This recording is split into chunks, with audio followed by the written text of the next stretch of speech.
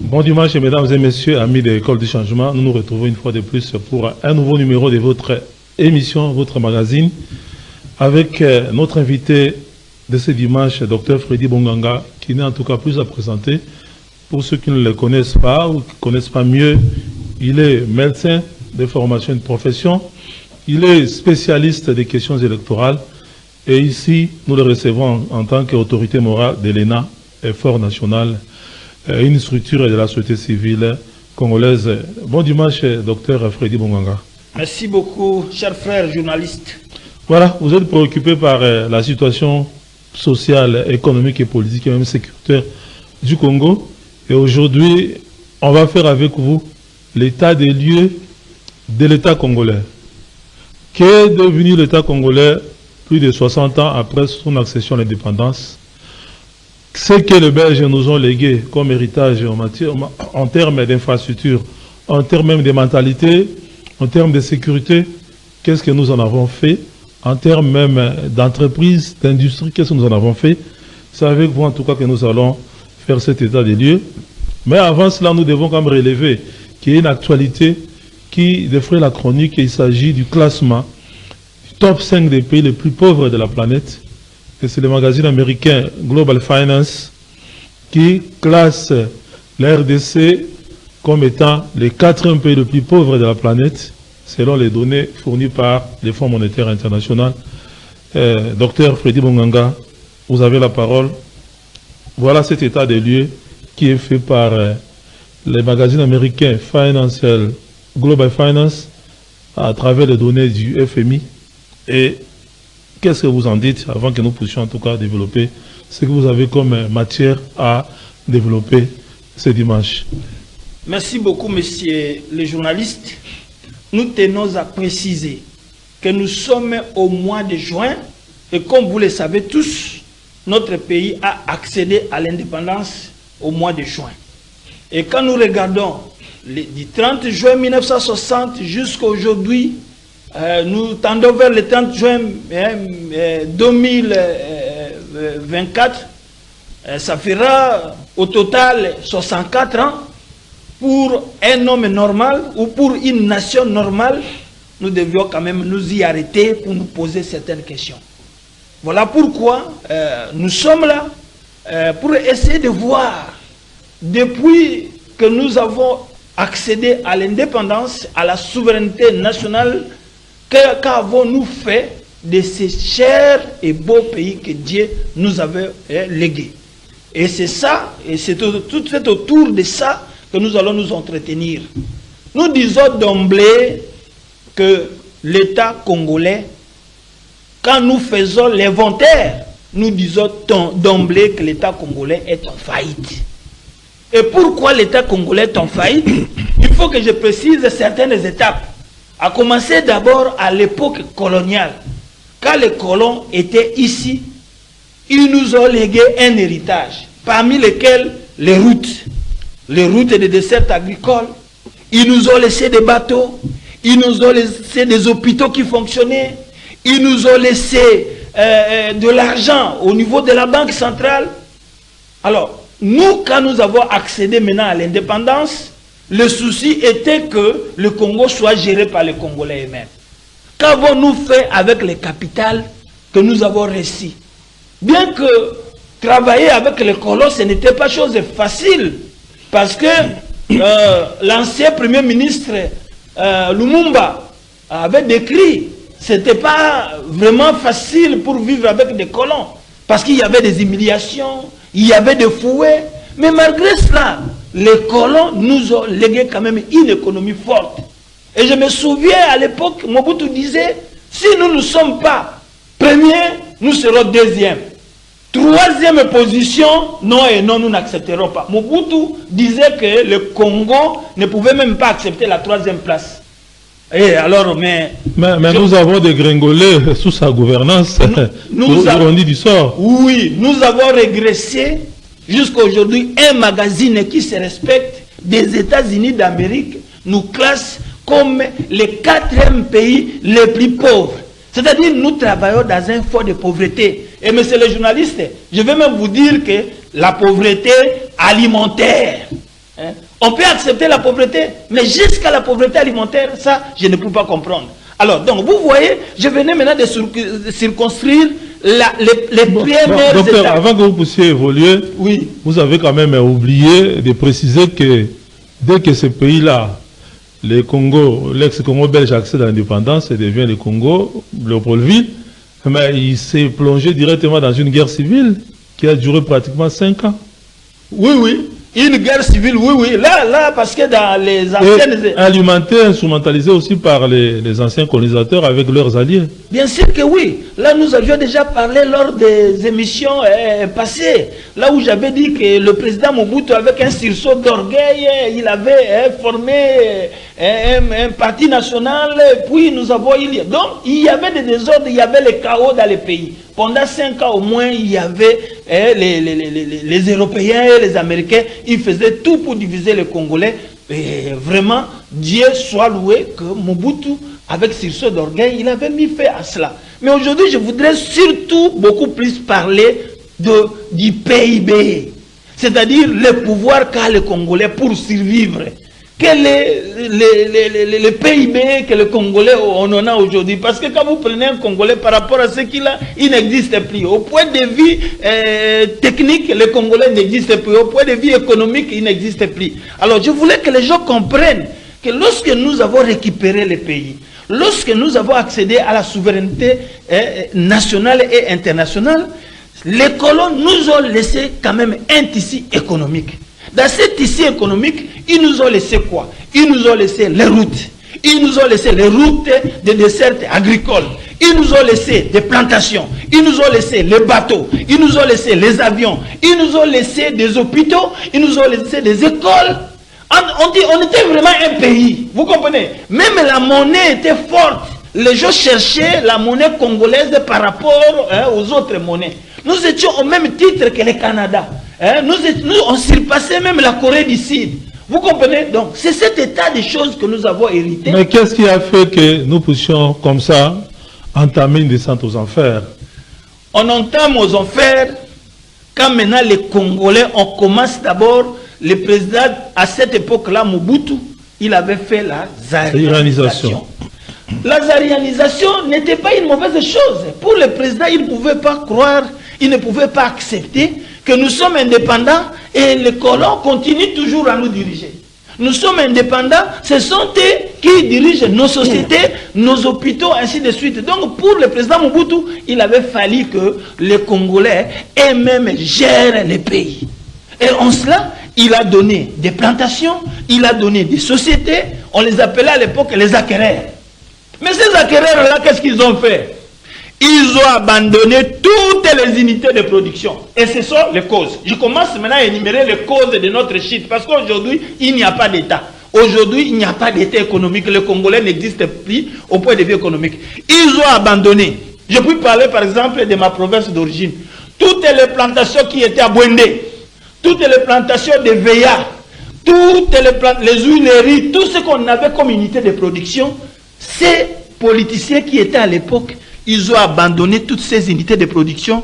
Ils sont venus s'asseoir ici à Kinshasa. Ils commençaient maintenant à danser Lia Lia Mondenge. Lia Lia Mondenge, c'est-à-dire quoi? La couche d'argent qui était à la Banque du Congo devrait être partagée entre les politiciens. Donc, le tissu économique qu'on nous avait laissé là, les politiciens, ils ont commencé à se partager l'argent. Ils ne savaient pas que quand on fonctionne un pays, il y a l'argent que vous ne pouvez pas consommer. Il y a l'argent où vous devez seulement garder pour investir. Pour eux, il n'y avait pas de ligne de conduite. Tout ce qui tombait dans la caisse, on mangeait. Même l'argent qu'on pouvait investir pour telle ou telle histoire, et ils prenaient. C'est comme quelqu'un qui mange la mangue et les noyaux. Il mange la mangue et les noyaux, il mange le maïs sans réserver les graines. Même si vous récoltez autant de sacs, mais vous devez toujours mettre de côté des graines en vue de cultiver dans la saison prochaine.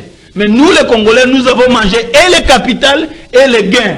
C'est ce qui a fait que maintenant l'économie était par terre. Est-ce que le problème aussi, ce n'était pas le fait que les gens à qui le maréchal Mobutu avait donné à l'époque ces unités de production, nous léguées par les Belges, n'étaient pas aussi préparés à la gestion. Bon, ça, ce sont seulement quoi? Qu'est-ce qu'on peut dire? Des échappatoires. Hein, vous comprenez? Des échappatoires. Il y avait aussi quelques personnes martyrs, même s'ils n'étaient pas nombreux. Mais vous ne pouvez pas comparer l'universitaire de cette époque, par exemple chez nous à l'Équateur. On n'avait qu'un seul universitaire, M. Bomboko. Oui. M. Jean-Marie Bomboko. Et c'est quelqu'un qui était extrêmement intelligent. Mais lorsqu'il a acquis toute la province de l'Équateur, il a fui. L'Équateur, il est venu s'installer ici à Kinshasa, il a abandonné toutes les plantations, ainsi de suite. Vous comprenez? Donc le problème n'était pas que ces gens-là. Par contre, l'intellectuel d'aujourd'hui, le licencié d'aujourd'hui, est-ce qu'il est comparable à un D6 d'hier? Est-ce que le docteur aujourd'hui il est comparable au docteur qui était en 1960? Non, vous comprenez? Donc le problème, ce n'est pas le problème que les gens n'étaient pas préparés. Le problème, c'est le problème de la nature du Congolais. Le Congolais a une mauvaise nature. Et le Congolais a un mauvais cœur. Le Congolais n'a pas, c'est quoi, ne sait pas faire des limites entre les biens communs et les biens personnels. C'est ça le problème. Donc ces gens-là, ils ont cru, bon, maintenant là, les Blancs sont partis, ils ont mangé, nous on peut manger le tout. Ils ont commencé à manger ce qui est entré à la banque, ils ont commencé à danser, ils ont commencé à marier beaucoup de femmes. Et ils ont fini tout ce qu'on avait à l'intérieur. Mais l'outil continuait. Il y a eu des relances. Mobutu, on a fait des relances. Il a essayé de relancer, il a fait la coopération avec les Chinois, avec les Américains. Le pays a commencé à démarrer. C'est ainsi que Mobutu a fait quelques œuvres. Par exemple, le stade de Kamanyola que nous voyons. Par exemple, le palais du peuple. Par exemple, le pont Maréchal. Par exemple, barrage à Inga. Vous comprenez que Mobutu a rebondi. À un moment donné, malgré les difficultés. Il y avait la chirurgie de Maluku. Oui, la chirurgie de Maluku. Vous comprenez? Donc il a fait. Et il nous a laissé avec autant de sociétés. Mais ça a continué jusqu'à ce que les politiciens n'ont pas compris la leçon. Vous voyez que l'étape de Mobutu, c'est une étape où il y avait déjà la relance. Mais le point clé, comme j'avais dit l'autre fois, Mobutu a fait aussi l'unité nationale. Mobutu a fait l'intégrité territoriale. Mobutu a unifié le pays, a pacifié le pays. Donc voilà les acquis qu'on avait avec Mobutu. Donc l'État n'était pas très fort, mais l'État existait quand même. Mais aujourd'hui, lorsque nous avons connu l'AFDEL, on a créé une autre classe politique. Aujourd'hui, le problème, s'il vous plaît, aujourd'hui le problème c'est que la classe politique actuelle a pillé le Congo. Et aujourd'hui, la caisse de l'État n'existe plus. Chaque mois, il y a du vol. Oh, celui-là a détourné ceci. Oh, celui-là a détourné cela. Oh, celui-là a détourné ceci. Donc, vous comprenez que les politiciens que nous avons aujourd'hui, ce sont des détourneurs d'argent. Ils ont pillé le pays. Et le pays qui entrait par rapport aux richesses naturelles que nous avons, minérales, quand quelque chose de ça tombe dans le pays, ils pillent chaque jour. Et pour le moment, le pays est en faillite. C'est-à-dire, comme nous sommes ici, le Congo n'a pas l'argent pour être dirigé. Le Congo, pour faire fonctionner le Congo, ça demande beaucoup d'argent. Et quand vous n'avez pas l'argent pour diriger le Congo... Et pourtant, nous avons beaucoup de ressources naturelles. Nous avons beaucoup de ressources naturelles, mais il suffit seulement de vendre ces ressources. Quand ça tombe dans la caisse, les politiciens volent. Donc, la classe politique que nous avons aujourd'hui a pillé le Congo. Et comme la classe politique qui est aujourd'hui est en train de piller le Congo, cette classe politique, c'est elle qui est responsable. A commencer depuis le jour où nous avons eu l'indépendance, jusqu'à aujourd'hui, ce sont les politiciens qui ont pillé la RDC. La RDC aujourd'hui n'a plus de moyens et la conséquence est que le peuple congolais est tombé dans la misère, une misère même alimentaire. Alors, donc, il fallait que nous fassions, et moi je suis venu pour faire un état des lieux. L'état des lieux pour que nous sachions où est-ce que nous sommes. Il faut que les gens sachent que nous sommes dans un pays qui n'a pas de moyens. Un pays qui ne sait pas maîtriser l'électricité, un pays qui ne sait pas maîtriser les transports, un pays qui ne sait pas maîtriser la paye mensuelle des agents, un pays qui ne sait pas maîtriser l'école, un pays qui ne sait pas maîtriser les hôpitaux. Donc nous sommes une coquille vide.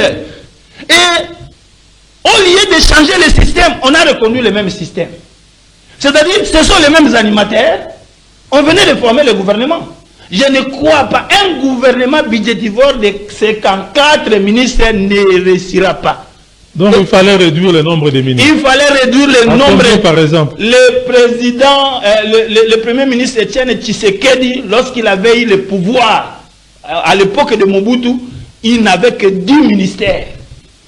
Et avec les 10 ministères, vous voyez, la facture des politiciens coûte très cher au pays.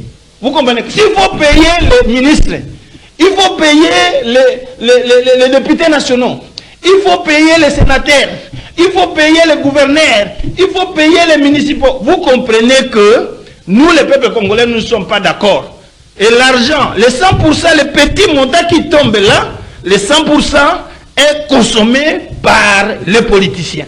Et or, nous, on voulait que ça soit l'inverse, que les 60%, parce que nous sommes dans un pays en faillite, que les 60% puissent être pour relever l'électricité, pour relever la paye des fonctionnaires de l'État, pour relever la paye des professeurs des universités, pour relever la paye, pour relever la ration alimentaire, pour investir, pour avoir des unités de production. Maintenant, on a reconduit 54 ministres. Chaque ministère va engager autant. Vous voyez? Et le travail que les politiciens vont faire au peuple congolais coûte beaucoup. Il ne fallait pas que ça soit comme ça. Ça aurait été peu de ministres qui travaillent beaucoup et le reste d'argent, on doit investir. Mais malheureusement, on a reconduit. Alors, nous arrivons à nous poser des questions. Est-ce que le président de la République, Félix Tshisekedi, est-ce qu'il va relever réellement les défis? Parce que le trou est profond. Et je suis très content de lui. Parce qu'un jour, il a dit que Mboka c'est Koufa et il avait raison. Les gens l'ont voulu parce qu'il avait dit la vérité, mais c'était la vérité. Il a trouvé un pays dans le gouffre. Nous, on attendait de lui un changement. On attendait de lui une nouvelle classe politique. On ne voulait pas voir ceux qui ont commencé depuis l'époque coloniale jusqu'à aujourd'hui revenir encore aux affaires de l'État. Mais qu'est-ce qu'ils ont fait? Ils n'ont reconnu que les mêmes personnes. Ceux qui étaient dans l'Assemblée nationale, ils sont là. Mais il y aura même dans le gouvernement de Mme Judith Soumina Toulouka, il y aura même des nouveaux visages. Les quelques oranges non pourris, mélangés avec les oranges pourris, ça va s'infecter. Parce que ça aurait été quoi? Ça aurait été beaucoup d'oranges, de nouvelles oranges non infectées qui vont commencer à travailler. Et aujourd'hui, on a renouvelé les institutions. Donc nous avons aujourd'hui Félix Tshisekedi, pas comme un ancien président, mais un nouveau président, parce que nous venons de l'élire. Et on était entré, c'était une occasion au nord où le président ne pouvait pas rater. On a renouvelé l'institution président de la République. On a renouvelé l'Assemblée nationale. On va renouveler le Sénat. Mais ça, cette occasion-là, ça aurait été qu'avec d'autres personnes, des personnes nouvelles, prendre toutes ces bandes-là, parce que je vous l'ai dit, les politiciens qui détournent chaque jour, ils sont devenus plus riches que la RDC. Si vous essayez de faire les biens mal acquis, vous essayez de contrôler chaque Congolais, surtout les politiciens, vous allez trouver qu'il y a certains politiciens qui ont beaucoup d'argent, plus que la République démocratique du Congo. Et ça ne peut pas être comme ça, c'est une démotivation. Cet argent-là a été puisé dans les caisses de l'État. Il y a de ceux qui sont nés là depuis qu'il est né, il est nourri toujours par la caisse, son enfant est nourri toujours par la caisse, ils n'ont jamais travaillé. Ce sont des gens qui ne fournissent pas d'efforts. Ils viennent là-bas, les véhicules de l'État, les carburants de l'État, la nourriture vient de l'État, ils sont là. Alors donc vous comprenez que ces improductifs-là, ils sont nombreux. Moi, je ne donne pas la chance à ces gouvernements-là. Je suis vraiment... Vous êtes devenu un prophète des malheurs, docteur. J'ai toujours été croyant, c'est-à-dire que optimiste, mais maintenant je suis vraiment pessimiste. Comment ça? Parce que le système n'a pas changé. On a reconduit toujours les mêmes vieux-là. Ils vont montrer aux quelques arrivés les mêmes méthodes. La caisse de l'État sera toujours asphyxiée. Donc vous comprenez que rien n'a changé. Et comme rien n'a changé... Pourquoi ne pas attendre que ce gouvernement travaille même après 6 mois? Comme ça, vous allez commencer quand même à les juger. Les gens qui n'ont pas encore travaillé, vous les jugez. Si les prémices sont mauvaises, hein, les conclusions ne seront pas valides. C'est ce que j'ai appris à l'université de Kinshasa. Quand quelqu'un est en train de mettre les prémices, il met de fausses prémices, en tout cas, les conclusions ne seront pas valides. Quand je vois que c'est le même système, avec les mêmes politiciens zélés, et en plus de cela, il y a quelque chose que le Congolais doit savoir. Ceux qui nous dirigent là, ils ont quelle nature? Parce qu'aujourd'hui, nous avons l'impression que ceux qui dirigent, ce sont des satanistes. Comment ça? Satanistes parce qu'ils vont là-bas au nom des esprits diaboliques. Comment ça? Nous sommes des Congolais. Hein? On ne connaît pas, par exemple, l'occultisme chez nous. Il n'y en a pas en tant que Congolais. Nous ne sommes pas des francs-maçons. Nous ne sommes pas des rosicruciens. Tous ces politiciens, ils sont dans des loges. Et des gens qui ne sont pas dédiés. Comment vous le savez? Vous êtes avec eux là-bas ou comment? Ces gens-là, nous les connaissons. Et ces offres-là, étrangers-là, mais eux-mêmes ils dévoilent. Eux-mêmes ils dévoilent, disent que voilà, nous, par exemple ici, les pharmaciens du Congo, le grand maître de tel, au Congo-Brazzaville, c'est Sassou Nguesso, c'est connu. Donc vous comprenez que nos politiciens ont déjà changé de nature. Nous les voyons comme des Congolais, mais ils ne sont pas des Congolais. Parce que leur nature, spirituellement, ils ne sont pas avec nous. Mais docteur Freddy Bonganga, oui. Ces sociétés secrètes-là, ailleurs, ces adeptes, ces fidèles font du bon boulot. Ouais. On n'a jamais appris qu'ils maltraitaient leur population parce qu'ils étaient dans ces sociétés secrètes. Oui, parce qu'ailleurs... Si par exemple nous en avons chez nous ici, comment se fait-il que les pays n'avancent pas, au contraire les pays reculent? Oui, ces occultistes-là, les rosicruciens, les francs-maçons, les primacouriens, tous ceux qui sont dans des sociétés secrètes, ailleurs, tous les pays ont signé les pactes avec les diables. Vous comprenez? Chez nous ici, tout le monde, nous ne sommes pas dans ces histoires. Moi, docteur Bonganga, je suis né de nouveau de l'Esprit de Dieu. Si je viens avec mon document devant celui, le rosicrucien ou le franc-maçon, ils vont rejeter parce que le fait du Saint-Esprit que j'ai, parce que le Christ, moi que j'ai, ne va déranger leurs histoires. C'est ce que vous voyez, nous ne sommes pas dirigés par nos frères. La plupart des politiciens ont changé de nature. Ce sont des satanistes. Et si vous devenez sataniste, vous n'écoutez plus le peuple, vous écoutez les esprits diaboliques qui t'ont mis dans les gouvernements. Bon, voilà pourquoi ils ont perdu. Mais ailleurs, comme tu m'as posé la question, vous allez par exemple en France, ils sont leur loge nationale. C'est-à-dire tous les Français ont accepté d'être dans cette loge-là. Vous allez par exemple aux États-Unis d'Amérique, ils ont des églises sataniques. Alors, si vous êtes Satan, il y a compatibilité, il n'y a pas un problème. C'est ainsi que chez eux, ça fonctionne. Mais chez nous ici, vous allez trouver docteur Bonganga, il est né de nouveau de l'Esprit de Dieu, c'est un chrétien. Toute ma vie, j'ai donné au Seigneur, moi je crois à la vie éternelle, je crois à la résurrection. Mais quand vous prenez maintenant un autre occuliste, c'est celui-là qui est pharmacien avec moi, ça ne marchera pas. Donc, tant que nos politiciens sont devenus des sorciers, rien ne marchera. Il faut écarter ce type de sorcellerie. On devrait tenir compte du diplôme, et pourtant, de la compétence. Et pourtant, nous sommes une société qui prie beaucoup. On a une société qui prie beaucoup, mais la plupart de ceux qui ont accédé, ils n'ont pas accédé parce que Dieu les a conduits là-bas. La plupart ont fait des sacrifices.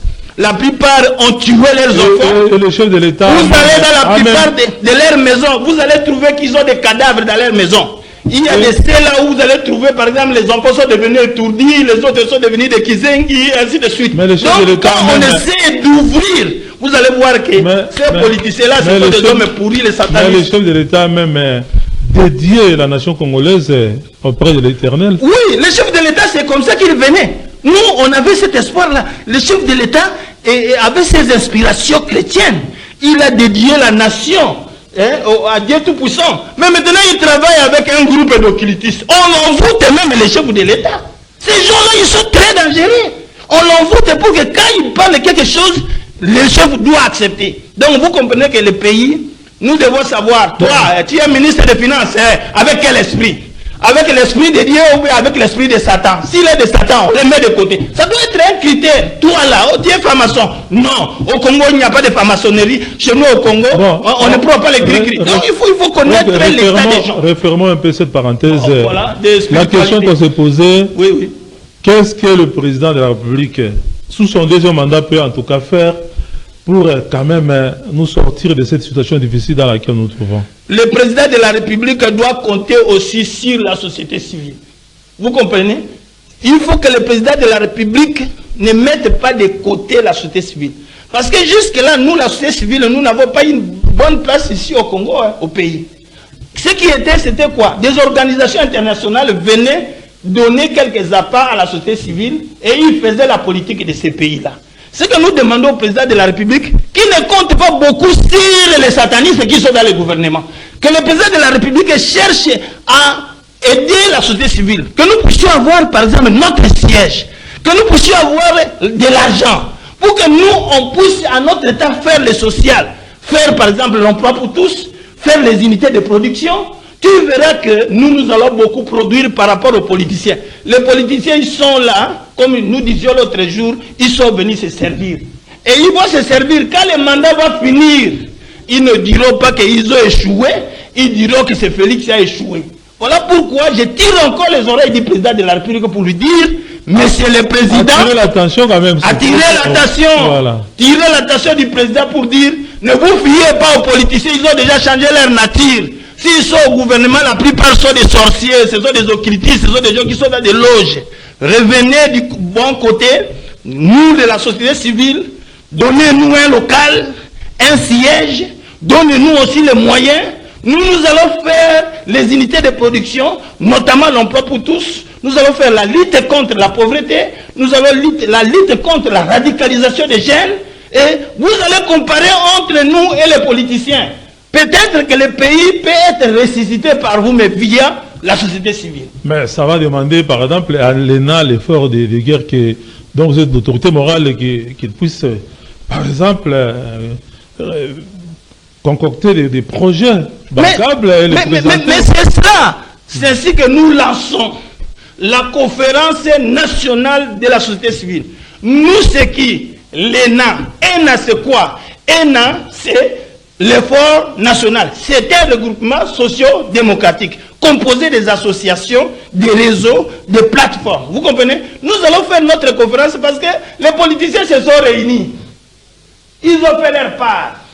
Même l'opposition s'est réunie. Il reste la société civile. Nous, la société civile, nous voulons les hommes de bonne volonté qui viennent.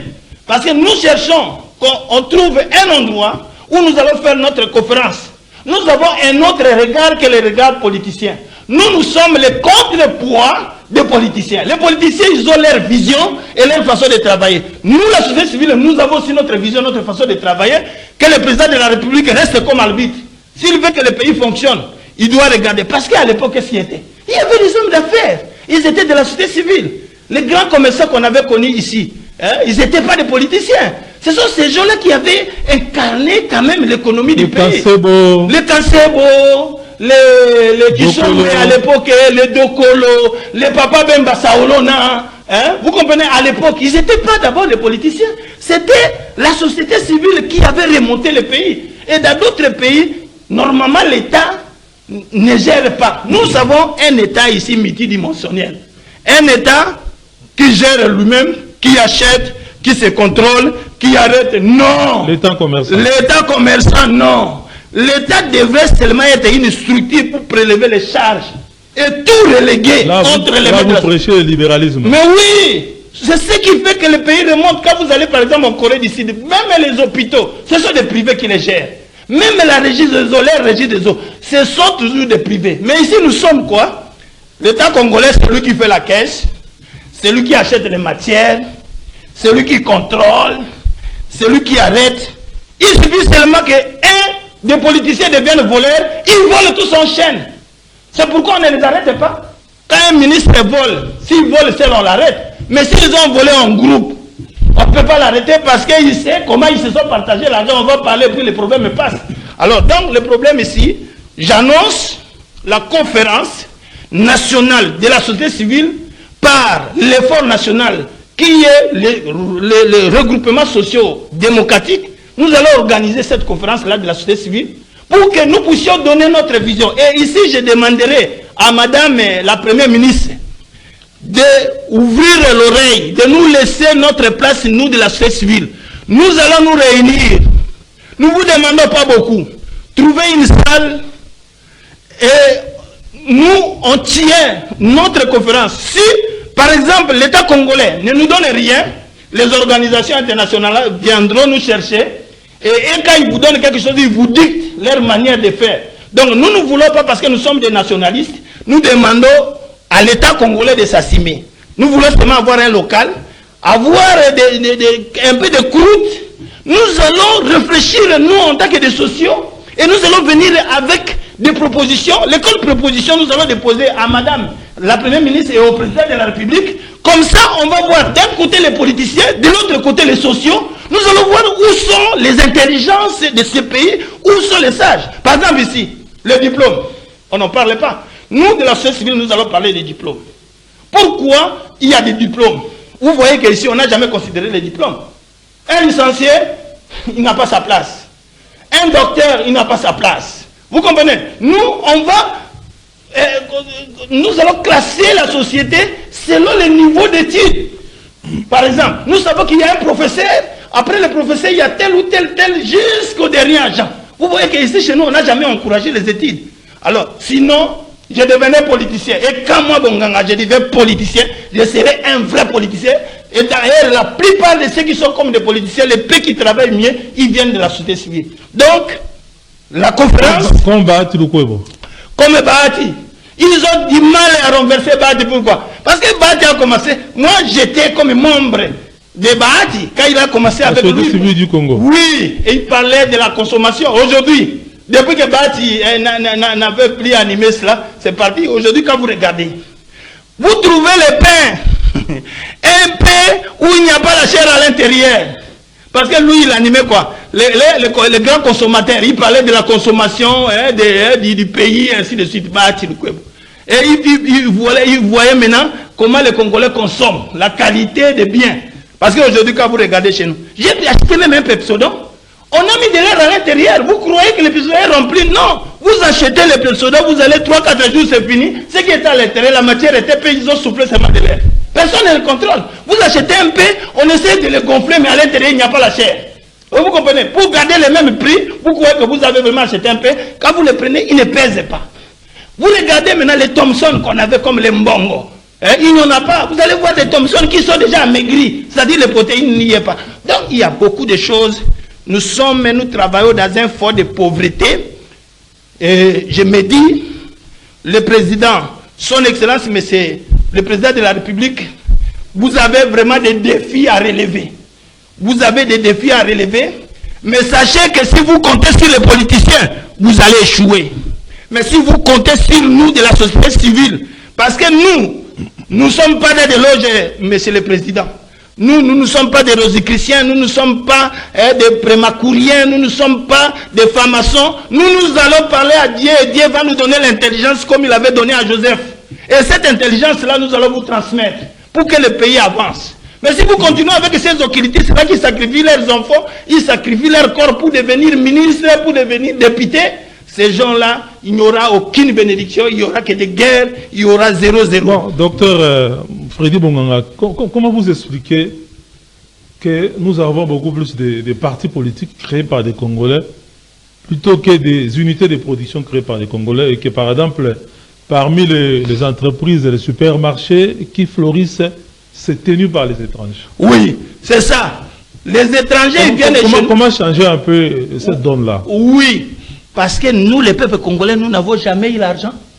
Ces étrangers-là, chez eux, quand ils ont des banques, quand vous arrivez, on vous prête l'argent, vous venez investir. Chez nous ici, quelle est la banque là qui donne aux Congolais l'argent? Il n'y en a pas. Nous, le peuple congolais, n'a pas le capital. Le peuple congolais, comment nous sommes devenus esclaves chez nous. Quand un Indien fait son magasin, il me prend, moi, docteur Bonganga, je suis à la porte toute la journée. Et quand ils viennent, moi je dis, moi je viens de la Corée du Sud. Moi je viens de l'Inde là-bas. Ces gens, dans les provinces, ce sont des malheureux. Mais quand ils viennent ici, ils sont devenus des patrons. Mais comment vous expliquez ça? Nous expliquons parce que leur gouvernement leur donne l'argent d'investissement. Nous, on n'a pas l'argent. Notre gouvernement ne nous donne pas l'argent. L'argent que notre gouvernement, notre État ici, ne donne l'argent qu'aux politiciens. Donc l'investissement de notre pays, seulement chercher les salaires des politiciens, acheter les véhicules pour les députés nationaux, acheter les véhicules pour les députés provinciaux, commencer à leur donner des subsides, c'est seulement une politique improductive. Un politique, vous savez, quand on a le président pris maintenant la commande d'investir sur le Chege, il a mis l'argent au service national. Ces petits-là que nous appelions jadis Koulouna, aujourd'hui ils ont remis les bancs. Les bâtisseurs, voilà. Ils sont devenus des bâtisseurs, ils ont remis les bancs à l'enseignement supérieur. Vous comprenez? Si cet argent il avait donné aux politiciens, est-ce que les bancs, nous allions voir ces bancs-là? On ne pouvait pas voir. Nous voulons avoir... Donc on peut par exemple multiplier des projets là comme les services nationaux à travers toute la République. Comme les services nationaux que moi j'appelle les services nationaux, que moi j'appelle les services citoyens. Vous comprenez? Nous, à la société civile, nous appelons ça services citoyens, avec les unités de production. Où sont les plantations de huileries? Où sont les plantations de EVA? Où sont les plantations de cacao? Où sont les plantations de café? Où sont les plantations de haricots qui font la pêche et l'élevage? Vous comprenez que ces choses n'existent plus? Nous sommes ici à Kinshasa, une ville très encombrante, où tout le monde ne peut venir. Ceux qui venaient à Kinshasa, ils étaient des évolués. Les gens qui avaient déjà un bagage, mais regardez aujourd'hui, nous sommes pleins. Je ne sais pas, est-ce que le gouverneur de la ville connaît le nombre de gens qui sont à Kinshasa? Regardez un peu ce que nous sommes asphyxiés. Ici, quand vous respirez, il n'y a plus d'oxygène libre. Vous respirez les gaz carboniques. Vous comprenez? La ville est très sale. Oui, la ville est très sale. Et comme il y a beaucoup de gens, ils émettent beaucoup de CO2 et il n'y a plus d'oxygène, vous comprenez que l'air est pollué. Et regardez cet encombrement. Que fait le gouverneur? Le gouverneur, il doit commencer par là. Monsieur, toi tu es d'où? Oh, vous êtes venu à faire à Kinshasa, rentrer là-bas où il y a les unités de production. Donc il faut arrêter l'exode rural. Il y a beaucoup de choses. La solution d'arrêter l'exode rural, il faut favoriser pratiquement l'exode urbain. Par la société civile. C'est-à-dire créer des unités de production. La société civile va créer les unités de production partout. C'est que nous appelons les centres locaux de production. Et là, il y aura beaucoup de producteurs, parce que nous sommes dans un pays, comme je vous ai toujours dit, où il y a beaucoup de consommateurs, peu de producteurs. Nous devons inverser cela. Il y a beaucoup de gens qui sont ici à Kinshasa, que d'être dans des provinces. Je venais du Kassai. J'ai vu des terres et des terres. En tout cas, cette guerre, c'est nous-mêmes qui cherchons. Si un Rwandais tombe seulement au Kassai là-bas, il voit les terres et les terres, il ne va pas sortir, parce que c'est comme si tu étais au ciel. Vous comprenez? Abandonner, non, ça ne produit pas, c'est resté comme ça. C'est ce que nous attirons, même la jalousie. Nous devons combler l'espace. Donc, nous sommes venus ici pour dire, cher... Voilà, conclusion alors. Conclusion, l'État congolais, c'est un État en faillite. Nous sommes classés par le monde comme 4e pays le plus pauvre par les magazines Global Finance américains. Alors que, quand on a eu l'indépendance, c'était que le Congo puisse être soit premier, soit deuxième. Et j'allais encore oublier l'autre, Jacques Kozal, c'est la communauté internationale. Et quand je parle de la communauté internationale, ce sont les Américains et les Européens qui nous font la guerre. Ils ont créé comme marionnette le Rwandais Kagame, qui a créé comme marionnette M23. Donc, nous sommes en guerre avec les Américains et les Européens. Les matériels, c'est-à-dire les armes que le Rwanda et l'Ouganda utilisent, viennent des Américains. L'argent que les Rwandais nous font la guerre, vient des Américains. Et ils viennent ici flatter notre président de la République. Comme on le voit que c'est un monsieur consciencieux, un monsieur bien éduqué, on essaye de lui mettre l'huile sur la bouche. Voilà pourquoi moi j'avais dit, monsieur le président, on nous a laissé tomber par les Américains, les Européens. Il faut basculer. Aller carrément en Russie. Monsieur le président, n'ayez pas peur de la mort, monsieur le président. Si tu meurs à cause de nous les Congolais, monsieur le président, ton nom va rester éternellement. Comme le nom de Lumumba. Tous ceux qui étaient avec Lumumba, ils sont aussi morts. Mais le Lumumba est resté jusqu'à aujourd'hui, monsieur le président. Les Américains, ce sont eux aussi qui sont la cause de notre pauvreté. Leur politique, c'est toujours de diviser. Ils nous ont divisés avec le Rwanda dans le but toujours de nous prélever, de prendre nos matières. Les Européens, ils ont divisé la Russie avec l'Ukraine. L'Amérique a divisé la Chine avec Taïwan. Ils ont divisé la Corée du Sud et la Corée du Nord. Ils ont divisé le Soudan du Nord et le Soudan du Sud. Ils ont paralysé la Libye. Mais c'est le président. Souvenez-vous, en 2018, Quand vous n'étiez pas encore président, les choses que nous disions, monsieur le président, basculer, monsieur le président, ne continue plus à suivre Kagame et ses organisations africaines, ne continue plus à suivre les Américains et les Européens. Suivez la Russie, la Chine, l'Inde, la Corée du Nord, c'est là où nous devons être. Nous avons servi beaucoup les Américains, nous n'avons rien, monsieur le président. Maintenant, nous avons même la pauvreté alimentaire, monsieur le président. C'est ce que je suis en train de dire. Occupe-toi de la société civile, monsieur le président. Les politiciens, ils ont changé de nature, ce sont des occultistes. Ce sont les gens qui sont dans des loges. Ils doivent seulement aux esprits diaboliques qui les dirigent. Ils n'écoutent plus le peuple. Ils sont là pour se servir eux-mêmes. Merci beaucoup, docteur Freddy Mongaka. Vous êtes autorité morale de l'ENA, Effort national. Avec vous. Effort national pour la transformation de la République démocratique du Congo. Un effort pour être bien, on fournit l'effort pour avoir le réconfort. Merci. C'est l'effort qui amène le réconfort. Merci beaucoup et à la prochaine en tout cas. À la prochaine. Ceux qui nous ont suivis. Tant que nous vivrons, nous serons toujours là. Bye. Merci.